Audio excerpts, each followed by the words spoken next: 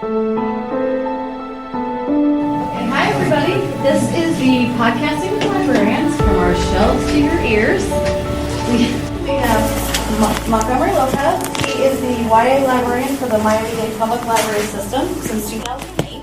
For the past 11 years, he has hosted 2 personal podcasts, The Monster Sci-Fi Show and Page 49. Recently, he worked with U Media Miami at South Dade Regional to create podcast workshops for teens.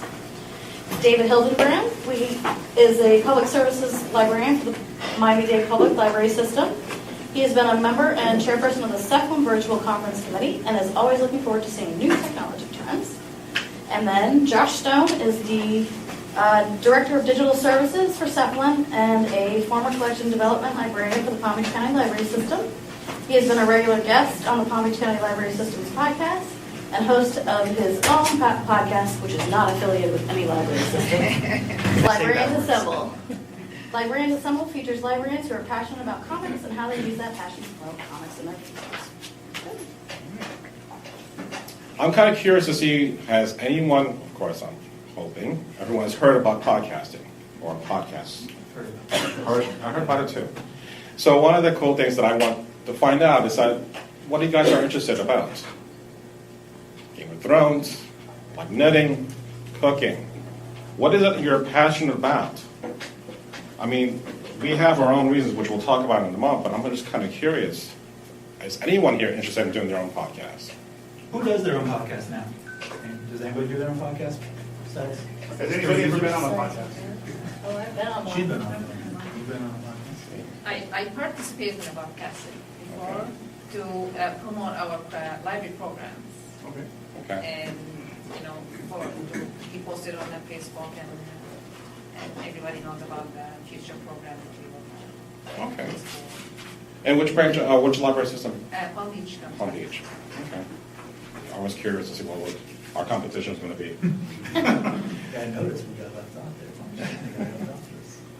So one of the cool things that I want to see, and hopefully we can inspire you, is that all of you can do a podcast. We all have experience. I mean, collectively, like 20 years of experience. I've been doing this since 2006. So I want to get you excited about our experiences. If you have questions, we have answers. All right, so we already covered what is a podcast. You already know who can podcast. You can all podcast. So what do you need to do a podcast? You need something that can record and save your information. Personally, with my own personal podcast, I use a digital voice recorder. I save everything onto this. Everything goes from all my mics onto my mixers. I'll show you a picture of that later. And it goes right into this. This will never fail. Computer will fail. This is always pretty good. There's different types of setups you can do. But why do a podcast? Several reasons. You can inspire. You can entertain. If you want to do solely, you can have them internal for your own staff. In Miami-Dade Public Library System, we did one for new young adult librarians. Usually, entry-level librarians get stuck into that position. So what do they need to know so they can hit the ground running? We recorded a conversation that we had, and we made that available. We have a little clip of that later. And then you can educate other staff. You find new practices, programming ideas, things like that. That's why we think you should podcast. So my own personal podcast, not affiliated with any library system, is called Beer, Bros, and BS. So for my setup, we talk about craft beer, we talk about whatever's in the news, pop culture, anything that's going on now, and we set it up. I have my mixer, all the mics. We have about 6 guys on the show. We record at houses, breweries, bars, whoever will have us. This is not our current setup. We have extra things going in. All the mics are color-coded, channels are leveled, sound is great, but you don't need that to start out. You can start out with something as basic as this, and this is what we used. There's free software, Audacity, that's what I use. I could use GarageBand or whatever comes with the Macs. Very powerful. I prefer something easy and equally as powerful in my opinion. You can build up, you'll see what it's like. You'll see the sound, you'll want to get it sounding better, and you'll get better at it. You probably know somebody in your staff that knows how to use this stuff already. If you don't already have it, you probably already have the equipment, you just don't know about it. So this is going to be my portion here. Notice the first one is the Monster Sci-Fi Show podcast. This is a sci-fi, nerdy, geeky, everything you want to know about what's going on in current news, movie reviews, TV shows, books. It's me. Literally, it's me. This was artwork that my wife found and just happened to look like me. So I use that as my cover for the podcast. Go ahead, and I'll show you my setup. So with my laptop, there's Audacity in the background, there's my mixer, I have my daughter's headphones, and it's these microphones right here. That is my upgrade from what I've done before. But again, it's not about the equipment, it's more about you. What do you bring to that podcast? What is it going to make your voice, or everyone else's voice, stand out? The whole point of my doing the podcast is that my co-host and I, that's all we do. We goof and have laughs and have a good conversation. That was the basis for the conversation of recording it. I started this with my master's back in 2006. I recorded one podcast to do as a project, and I was going to market this. So midnight, I'm recording a podcast, I'm taking care of my son, I'm trying to get back to sleep, and I'm recording my first podcast. I have no idea how I'm going to do this, except that I can talk about what I love, and that's science fiction stuff. So I talked about what was happening in Battlestar Galactica at that time, and then I talked about our reviews about what was the best villains of all time. So it was between my co-host, my wife, and we all had a good time doing that. I'm not going into this thinking that I'm going to make $1 million. I'm not. I'm not thinking I'm going to have 1 million listeners. If I'm entertained, that's all I care about. But I know one of you, some of you will like what I'm talking about and actually become a subscriber. So let's go to the next one. Not to bring down the room, but when I was laid off, all that information that I had was gone. For a whole year, no one had what I knew. So I decided, let me work on my own library podcast, because that is what I would like to have happen for our library system, is that you have information, I want to preserve that information. If you go, we still have that information. We don't want to have brain drain and have to reinvent the wheel over and over again. Page 49 is because we stamp all the books on page 49. So that was the basis of it. So I looked at how I can use library resources and talk about it as a librarian. The start-off topic was about The Interview, a movie that came out with James Franco, Seth Rogen. So there was a graphic novel called Pyongyang by Guy Delis, in which that was going to be a movie that Sony was going to produce with Steve Carell. So I'm like, oh, we have the graphic novel, so let me do a review about that. And in the process, use the library resources to learn about Korea. I had no idea how screwed up Korea became from the war. All I know is about MASH. But because of my research, that became, to me, an interesting podcast. And I've used page 49 to do more library stuff. So if you want to go to the next setup, all it is just a snowball globe. It's a USB mic, just me recording. Audacity, Fruit Loops not included. Content is what's more important than anything else. So we can realize anyone can do this, but it's you that makes the difference about that podcast. So let's go to the next one. When I got transferred to UMedia, I worked with Colin and helped get the podcast going. That was something that I've been wanting to do for a very long time. And when we started, we have 2 kids watching Cloverfield, and we were going to do a podcast review of it. One of them left halfway through, so I'm like, all right, well, we'll try again. And we've tried different setups. We tried with reviewing, moving one day, and then 2 days later, come back and do the podcast. Well, they want to come back the second day. So again, you're playing around with what can work for you. So we started doing workshops. Let's record something and edit. That sort of worked. But what came to be is that the teens became more engaged about being part of the process. And I'll show kind of a little successful story with that. Let's go to that setup. we got to the point that we went from no kids to having at least 12 to 15 kids at a time. We streamed it with the Canon T5. T5. Thank you. And we had multiple camera setups. And then back there, same kind of setup. I was back in that corner because I had a pimple on my nose and I didn't want to be on camera. So we talked about random stuff. Just pick 3 topics that everyone would talk about. And that was the podcast. And that was it. And from that point on, we've changed the configuration, we've changed topics, and that has really helped us gain a real good traction with teams. And then finally, with our branch, we're engaging to do more podcasts internally. What David talked about was that we had the setup for those that were at the meeting. We just gave a piece of advice. I recorded everyone's information, and then I edited it into one big podcast so that whenever there was a new hire, listen to the podcast. We shared information that each person had, their own different experience.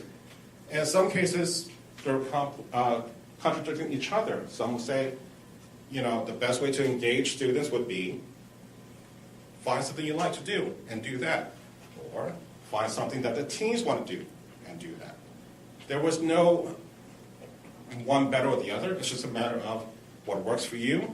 Just listen to what you have, and then you decide. But again, if you're new to this system, we have something to at least give you a good start. Okay. So my podcast is called Librarians Assemble. If you want to just switch it real quick, we can see. Now you saw those fancy layouts, that's my layout. I have one little Meteorite mic and my MacBook. I use GarageBand to do my editing only because I didn't really know about Audacity when I started.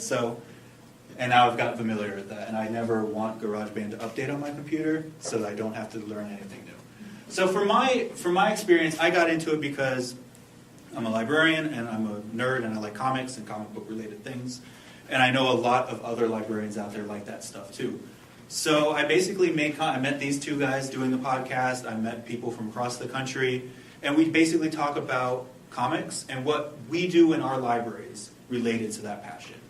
And I found out about the different cons people have done in their libraries, different displays they've made. And it's been really fun, and a lot of it's done with just me. I don't record on a glass table anymore. I would highly not recommend that to anyone. That was a episode 2 mistake. That was a day 1 mistake right there. But what I do is I use Skype. I Skype in with the people that I'm going to record. There's a little add-on you can add on to Skype. Sometimes it doesn't work. We learned that recently. But for the most part, it works fine if you have good wireless. And that's it. I also do another podcast that I do with some friends that I think we'll hear a clip about later. But this one is one that I'm really hoping to get off the ground again. I took a little break recently.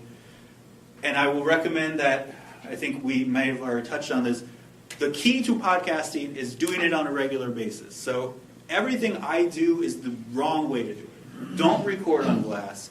Don't do it infrequently. Make sure you have a set time that's supposed to come out either every week, every month, something that people can remember so that when you are trying to get your foothold in a sea of podcasts, there's something to help these people remember. I did some research before, and I think it was like Monday mornings are the best time for podcasts to be released. So naturally, I think I release mine on like Fridays. So obviously, don't listen to me. I'm just here for like morale, I think, is kind of why I'm here. All right, so now we're going to talk about the different types of podcasts. So what we mean by internal to internal is librarian to librarian, pretty much. Like I was just talking about mine. I talk to other librarians. My co-host used to work at a comic book shop, so I would get her kind of intake from that versus what we could see at libraries. We're going to play a clip from your... Let's hear my turn. Hey everyone, and welcome to episode 1 of Librarians Assemble. I'm your host, Josh Stone. Librarians Assemble is hopefully going to be a bi-weekly podcast about libraries and comics. Hopefully. More specifically, it's about librarians who are passionate about comics and how they use that passion in their field. I've been a lifelong comic fan and I've worked in libraries pretty much forever. One of the things that I wanted to do, I invited these guys to do a podcast with me. Batman vs. Superman was coming out, and what better way than to tackle that topic as to who would win a fight, which was, I still disagree with these guys. But we talked about what kind of library materials can we recommend to our patrons about it. So with our collective knowledge and good conversations, that's what we had about. And I'll just, again, play a little quick intro to this. In the great hall of the Page 49 podcast, there are assembled three greatest podcasters created for the cosmic legends of the library universe. Josh from the Librarians Assembles podcast, Dade from the Beer, Bros, and BS podcast, and me, Montgomery, from the Page 49 podcast, the librarian with a library and a degree. Our mission? To talk about Batman and Superman, to recommend library materials to new fans, and to serve library patrons of all kinds. So, you know me, I barely talk, and for me to do that kind of thing, that kind of acting. We had to wait 45 minutes just for the notes. So again, if you have you have like-minded people that work with you. You guys have great conversations. Make that the basis of your podcast. And then here's So David. I don't have one piece of advice. There's a couple of things I would do. First, congratulations, you're in YA. At least you're not in children's. I wouldn't want to be the one to tell you that. Congratulations, you got it good now. But with that, you have to actually work. You have to get out there. You have to talk to the students. You have to go to the schools. You're going to have to go on and on, finding the teachers, media specialists, get them into your building. Once you do, they'll usually stay. Okay. So again, that's just part of a larger conversation that we all had. The next one is going to be internal to external. So we're talking about us as librarians talking to the patrons themselves. So with U Media, we were lucky enough to get an author to come down to South Dade Regional Library, and we did a video setup That kind of person. in which teens talked about her book called American Street. This is Evie as a Boy. Some writers here already, I can hear it. And this was streamed, and it's now captured on YouTube, so anyone can watch this. And you care about stuff, it's just a matter of writing it down. And it doesn't have to be pretty sentences or pretty metaphors from the start. It's just like, So that's one example of what you can do as a podcast. In this case, it's a video podcast. So it's the exact same kind of setup. Just playing audio. We also have a video component. This is Lord Vader. I have an important message for the Miami-Dade Public Library System. I feel a disturbance in the force, which means that summer is just around the corner. Join me for the 2017 Summer Reading Program and bring order to the galaxy. Just visit your nearest Miami-Dade Public Library branch from Saturday, June 10th through Saturday, August 5th to sign up for the program.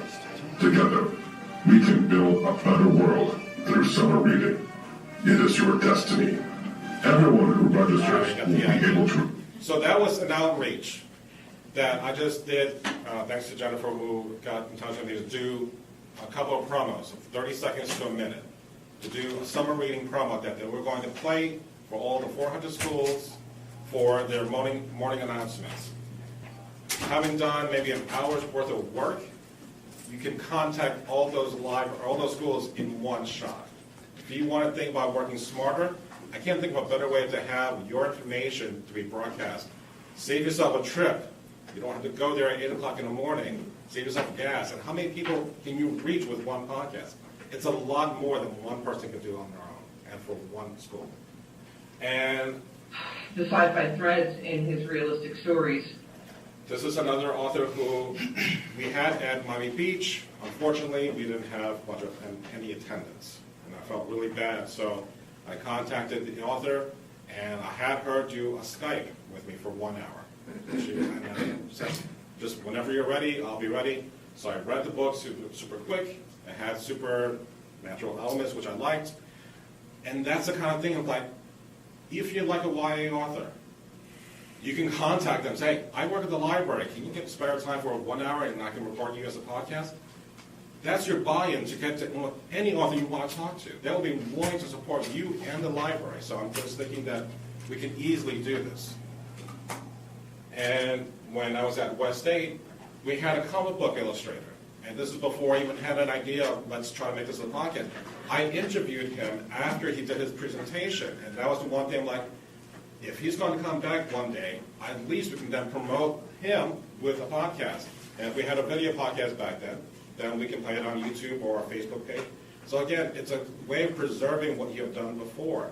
So you don't want to, again, start over from scratch. We've done internal, your staff, you guys to your own staff. We've done your staff to the public. And then these are mostly our own personal podcasts, where it's definitely not library sanctioned. You do this on your own time.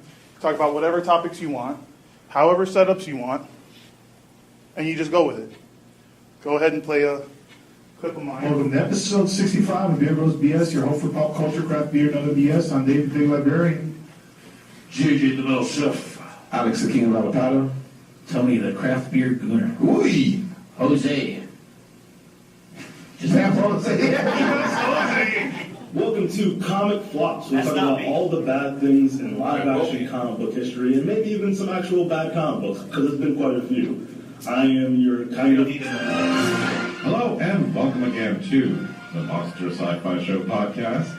I am your host, The Monster, back to finally do episode 100. I know you've been waiting for this for 1,000 years. All right. Or at least 9 Right. All right.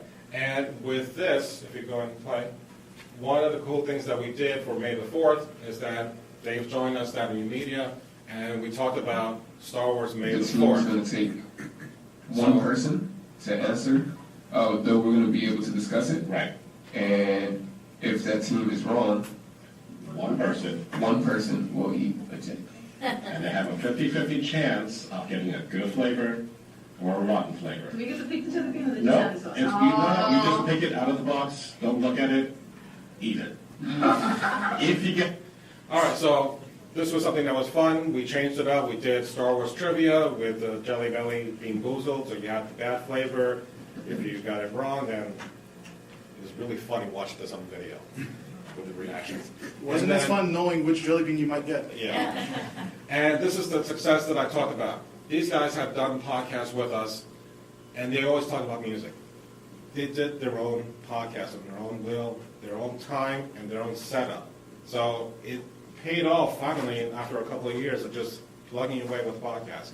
So if you decide to have a podcast program in your program, it's going to take time, but this is what it can look like. So you can have those patrons preserve their information that they can share with all of us, then it's a win-win for all of us. I mean, we have so much content that we consume. We need to then turn that around and be creators of content. We can all do that. Okay, so basically what it boils down to is how many people here work for libraries that have maker spaces, creation stations, things of that nature? You have recording equipment in there, right? When we started ours, when I worked at the Palm Beach County Library System, we started a creation station. One of the things we got was fancy mics, fancy USB mics, and we had like one person pretty much come in, start recording music. He told his friends, they told their friends. It was a shampoo commercial.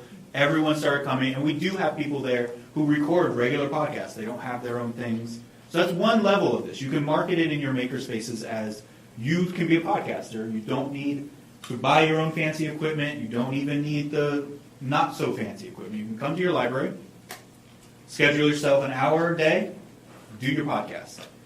If you are somebody who wants to reach an audience for yourself, like, if you're really egotistical like the three of us and you think, well, I want people to hear what I have to say, you can do it on your own. You can get a USB mic. They're not very expensive. You mentioned the digital recorders. There's also better mics, better equipment that you can get to upgrade along the way. But the key is to know what you want to talk about. Find what it is that you think you're an expert in, or know you're an expert in. You know you're an expert in it, and you want to share that knowledge with other people. When you have that, people will gravitate toward you. If you're passionate about what you are doing, you love what you're talking about, and you know what you're talking about, people will join you and they'll help you make your podcast. And 100 episodes, 65, which was probably 3 years ago. 71 up last night. Yeah, see, so there you go. So I'm not nowhere near these guys because I'm lazy. But if you are dedicated and you're good and you know what you're doing, you will find an audience. And even if you don't, you're not the next Pod Save America or My Favorite Murder, you can still have a good following.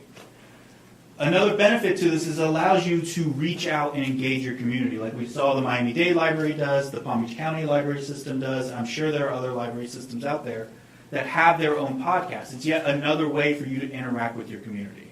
It doesn't really cost anything. The equipment's already there. Even if you don't have a creation station or a makerspace, everyone has phones. I'm sure anyone could buy a little digital recorder, and you just make your own. To host them, you know, WordPress, you can get, free spaces like that. There's yeah, there are a lot of podcast directories out there. Some of them are free, some of them cost a little bit of money.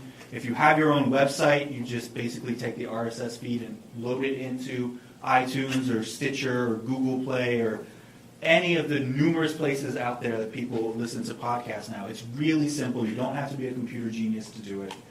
But most importantly, it's a great networking tool. Like I said when I was talking about my podcast, that's how I met these two people. Yeah, you reached out to me to do your first episode. Yeah. And because we were friends on Yeah, Twitter. we met through one of the conventions. I forget which one. And I recorded his first episode, and I said, you know what? I have a coworker that would be good also for your show. Met and talked about this. This was over a year in the making. Yeah, I mean, it takes a little bit of time. So you have an idea, and you're not sure how to do it. Kind of sketch out what you want your show to be. Listen to some podcasts. Figure out what you want your breakdown to be. Your first episodes are going to be very embarrassing. That's why I didn't want them playing my first one very long. But eventually you find your groove. You get more comfortable talking in front of a microphone. It's weird. Monty and myself, we do a lot of podcasting on our own, and then we Skype people in. So it's a lot of just sitting alone in your room, talking to a microphone, feeling like a real weirdo, and then getting angry at the animals for making noise. So, that's basically what podcasting is. I think this was all just to tell you that podcasting is very embarrassing. But do it. It's a great way to meet people, and it's a great way to get your message or your library's message out into the community. And it can be anything. Your message can be anything from cataloging to knitting to programming to anything what you're passionate about. Anything. There is a podcast about that already. And if there's not, you need to make it. There's probably one. I found it. How dare you undermine me? So if you have questions, and I hope you do, you can always email us or you can follow us on our site. Easiest, you don't have to write it down, just text that information to us. Since we're recording this as a podcast, doing it live, I will have it ready for you, and then I'll text it out to you with the link about this whole podcast, so you can have that. So again, you can email us or text me, whatever you need, and we'll get that information out to you. Or if you have questions now, you don't have to just text. You can ask questions now. That's it. I'm going to embarrass myself by halfway to ask a very basic question. How do you track how many people have used your podcast? That's a good question. There are different tools. There's different tools you can use. For instance, for my personal podcast, I use SoundCloud. And from there, they create an RSS feed. What's that called again? SoundCloud. It tracks your recordings, your listeners. It gives you all types of, that I do have to pay for, but I think it's under $15 a month, maybe it's $15 a month. And it gives you all type of analytical data, ranging from what cities you're listening to, what countries, how many people are subscribing to your RSS feed. And that can go from iTunes to any type of Android by sheer fact that it's on iTunes, like Podcast Addict, which is for the Android equivalent of iTunes podcast. Kodi-enabled devices, Microsoft Beta app, you put it out there on one, and it goes out to everywhere else, and that tracks it for me. For also, just to jump on that real quick, I have Libsyn, so for $20 a month, I have a 400 megabytes capacity, but that gives me information as to who's listening, geographical-wise. I will know how much of my downloads. I will know if they're using iTunes, if they're using a browser, or whatever it is. So usually the paid service will give you at least more information. And Libsyn is one of the best for tracking that. Yeah. But the problem lies, real quick, is that if you start a podcast, you can just leave it, but it's still counted as a download. So it's not 100% that I had about 100 listeners. That means it just was started, and that was it. And it's There may be something else that's free out there, but that's what I've been using for so long that, like Josh doesn't want to upgrade his GarageBand. I'm very comfortable with, with how we're getting out there, with our amount of listens. I'm very okay with that, but there might be something else free and just as good. There's lots of free out there.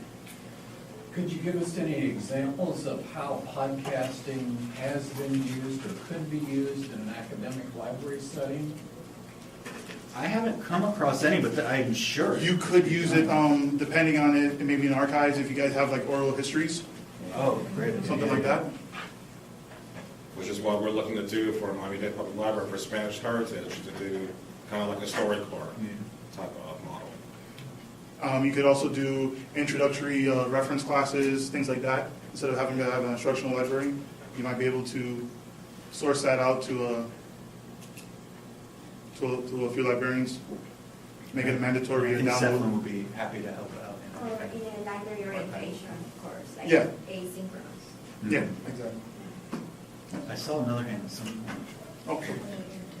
Yes, Let's so go. if I am going to start a podcast program with the teams at my library, what is the length of the podcast that you recommend to do it with teams? I did some research a while ago, and 15 minutes to 30 minutes is like the ideal. Yeah. Okay. So naturally, again, the recurring theme is mine have tended to be 60 to 90 minutes. Yeah. But honestly, in this day and age when there's so much out there, 15 to 30 minutes. But most podcasts are about an hour.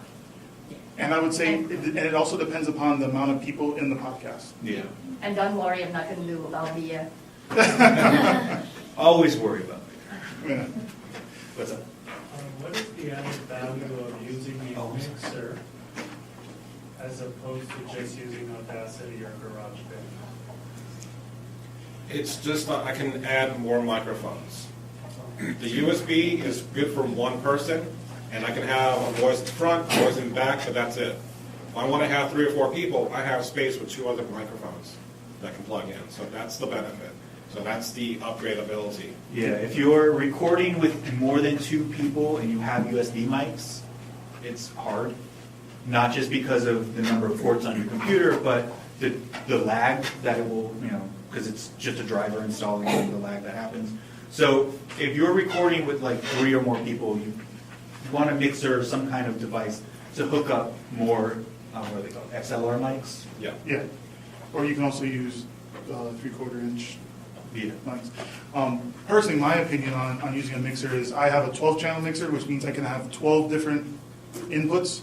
So the most I've ever had on my podcast at one time is 9 people. If you talk to people, you'll know. I'm sure you know somebody that talks like this. They're a little talkative. Some people project. They just project well no matter what setting they're in. And with that mixer, you can adjust the mic volume, the gain, make sure you pick up more or less depending upon the person. Yes, right there, right in front. So SEFLIN has devices and technology that it lends to libraries to play around. Is this something that could be considered like a mic head or something? I've been on the job for 3 weeks now. It is something that I want to do. I want to make like a portable podcasting kit. We have currently a digitization kit. If any library is working on digitizing their collection, we have stuff for that. But for smaller libraries that might not be able to build a makerspace, I would like to put together a podcasting Yeah, kit. just to even try and get a Yeah. feel for it before they commit to buying. Right now, I do know in the office we do have probably enough to get started. So talk to me. I'm hoping to get that off the floor. You've been putting your hand up a lot. That's Yes. okay. How much is the digital recorder? Like if you just wanted to do a low tech? $35, maybe That's it? $30. And you can hook it up to your phone or your iPad? No, that one you'd have to plug it into a computer. Computer, okay. Anything Not to- an iPad though? No. Surface Well, Pro 3. I use my iPhone as a backup microphone too, and I've used that since I don't want to carry all this. I use that and then convert it online to an MP3 file and then good to go. So I just want to mention what opened me up to the idea of podcasting, and I'm over programming for the library system for Miami-Dade, and I've been calling on Monty to do all kinds of marketing for me. But what opened me up to the idea was, which you didn't mention, was this idea of using an app like Erasmus where you can do a book display, and when there's a little QR code, you can put your phone up to it, and it's not just sound, it's video also, but you can make, you can do a book talk. So like if you're walking through the teen section and you have a little QR code next to the book and you put your phone, if you have the app, it tells you a story about the book, or it gives you a book talk. So that's what opened my mind to it. And then Monty was way ahead of me. He was already doing all this stuff, so I think it's great. Again, how many times I would love to join a book talk that I'm like, I can't travel.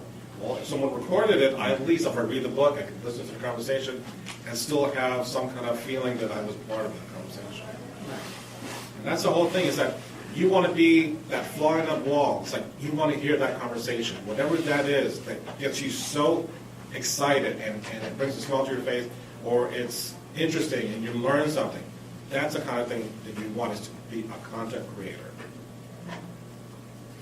Any other questions? Yeah, my question is with the digital recorder. Can you use it for several people as well? Or Yes, it's recording now. The mic on that is pretty good. Yeah. After listening to it, you'll hear a lot of static, but I'll be able to use Audacity and clean it up. Also, you can and make it sound a lot cleaner. Okay. And it give you the same. It won't give me the same quality as if I were to stand here and within the space of this mic to pick it up, but it is very decent. You can check episode 69.5 of mine, and I used that because I didn't have all my equipment. And Because it's portable, and you can maybe walk around the library and just have a talk with student and book talk or discussion like he's mentioned. Absolutely. And we can have that on the spot right away. Yep. So it won't be prepared. Yep. And then we can post this on the website. Exactly. And when you connect it to your computer, it saves it as an MP3. And I mean, if you don't want to use any of the audio editing software, there's tons out there for that. Before we go though, if anybody would like to be on Librarians Assemble, you like comics or anything like that, please feel free to email me if you ever want to be a guest. I was just going to ask you, how do I get on one of your shows? You can email me right there if you want. Thank you. And if you want to be on any of my podcasts, just go to any of the craft beer bars in They'll be there. county, They'll be there. or any breweries in South Florida. They've heard of them.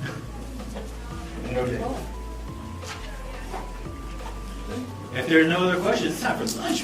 Yeah. Thank you.